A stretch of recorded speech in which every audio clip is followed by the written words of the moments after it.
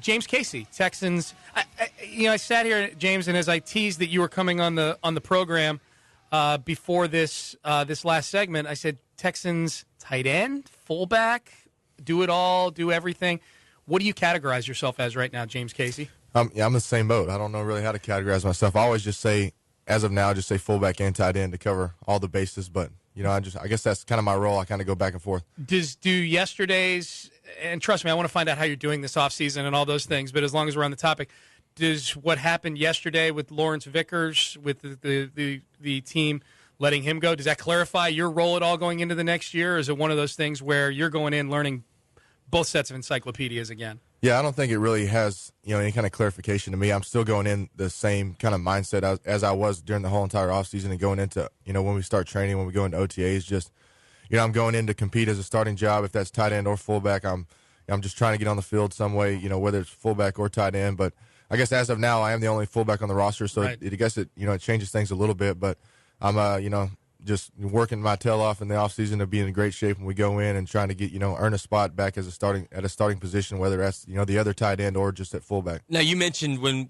came in here that this is a different offseason for you because you're going to have some more time now. You're not hitting the books as you were over the years past as far as at Rice. So what's that like now that there's more time for you that you're not in class? It's a great offseason for me. It's my first one to truly to really kind of enjoy the offseason. Like you said, the last 2 years I've been going back to Rice during the spring and finishing my degree. And, it was literally we'd play our last game like January 3rd in the season, and then I would start school like January 10th.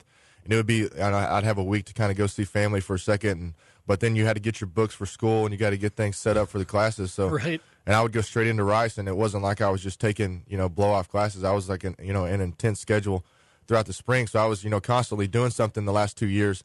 And then this year, we finished the season, and I literally have nothing to do now, just kind of hanging out. But now I'm just enjoying it. I'm working out every day, of course, staying in shape, trying to get stronger. Running all the time and spending a lot of time with the family, a lot of time with my wife and son because they haven't seen me. My wife hasn't seen me too much the last maybe 5-6 years since when I was in Rice playing football. I was just so determined to try to get in the NFL and to try to get good grades. I was just nonstop doing something, and just with the schoolwork and being a college athlete's tough. And then going into the NFL, it was even more so. I was up at the stadium all the time, just trying to make the team and all those things. And now I'm, I can kind of relax a little bit and just focus on working out and trying to get better for next season. What motivated you to finish at Rice? Some guys, okay, you're in the NFL, you're making some money. Then the lockout hits, but what motivated you to stay with it and finish there?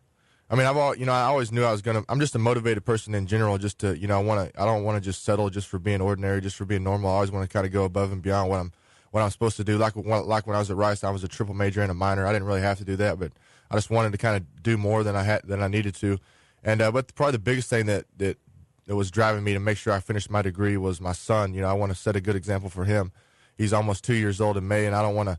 I can't tell him to go to school really if I haven't really done it myself, and showed him that, I went back in the off season and, I finished my degree. And then also, when I go speak at schools or if I talk to kids now, I can, I practice what I preach when I tell them how important education is. I'm playing the NFL, but I still understand how important school is and education because, I've reached, this was my goal when I was a kid to play in the NFL, but even now I can't play forever. I'm still going to, I'm going to try to play as long as I possibly can. I love football, and I'm trying to, try to become a starter and have a great career. But even if I do, you still got a lot of life ahead of you to, you need to have an education to be able to get a job after football. What'd you get your degree in? I was a triple major in economics, managerial studies, and sport management, and I minored in business and finished it up last semester. It was a big relief. That's quite it's a relief just to, I would imagine, just to be able to say all those things. That's a long list, man. I don't.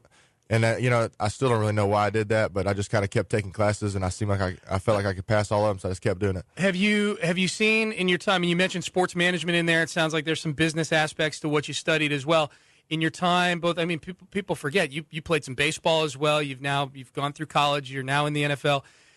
Have you come across a vocation yet or something where you've started to take a look at, okay, once football is over, this is what I might want to do, or are you just focused on all football right now? I have not. I'm focused on football, but you can only work out and run so much during the day, and, there's only so much during the offseason that you can do football-wise. I'm trying to make sure I outwork everybody and work hard, but at the same time, I got some time on my hands, and my mind's just racing about trying to think of what I'm going to do after football, life after football, and I haven't settled down on anything, but I'm still thinking about it. You seem like a naturally curious guy. That's why I ask. I think to be a triple major, I think you almost have to be a naturally curious person. That's why I ask. Do you find that it's hard now with that the idle time? I would imagine, like you said, it's nice to be able to spend time with the family.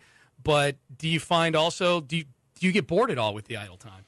I don't get bored because I try to keep myself busy. I'm trying to watch a lot of documentaries and read some stuff, and I'm working out, of course, a lot, and I'm going to a lot of Rice baseball games too. So I'm doing stuff, but yeah, it can, drive me insane just thinking so much about what I'm trying to do. It'd be great if I knew, what I was going to do after football, but I really have no idea. And that's a lot with everybody. High school kids going into college, a lot of times they don't know what they're going to do, so it's hard to pick a college or whatever. And that's almost everyone that and then even coming out of college, you don't necessarily know what you want to do. So, I'm just trying to gain as much knowledge as I can, and then, meet some Rice alumni people, of course, because that a lot of those network, a lot of the Rice network's really powerful. So meeting those people and then just figure it out as it goes. Yeah. James, part of a Texans team that gets to the playoffs for the first time, wins a playoff game. I know you got hurt last time I saw you in the locker room. You had a huge bruising from your arm. How's your pec? How's your health right now heading into this offseason?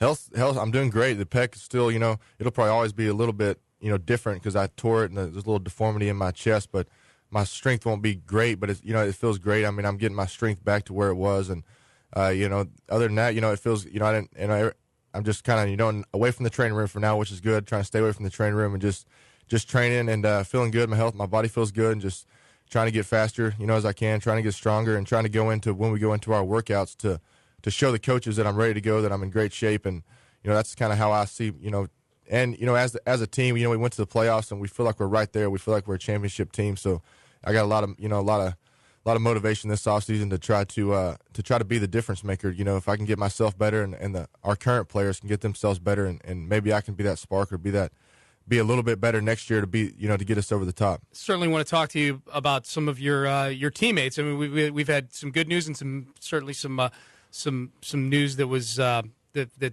didn't feel quite as good over the past week with guys getting let go. Start with Arian Foster, guy who, I guess when you're a fullback, he's a backfield mate of yours. When you're blocking for him up front, he's a guy that you're opening up holes for, either as a fullback or a tight end. Arian Foster gets his new deal. Talk about that. Guys we've talked to on the team universally seem happy for the guy. Absolutely. Very excited for him, happy for him, and I think it's well-deserved. As much hard work as he put into it and the way he's performed, he deserved it. And it's just great for him to have that kind of security now, because when everyone's trying to, that's what makes one of the things that makes football so great, the fans, and they see these big $1 million contracts, and it gives young kids that when they're going to college and when they're even in Pee Wee football, it gives them hope that they can get those big contracts. And Arian was probably the same way when he was a young kid, and like you saw in his press conference a little bit, and he's worked so hard to get to that point. To see him finally get it done it's great for him, and he's obviously a big part of what we're doing too. He's a great player, and we feel like with him back there in the backfield, we have a very potent offense, and he's kind of our workhorse. We give him the ball a ton, and we throw it to him out of the backfield. So he's one of our main pieces offensively. No doubt.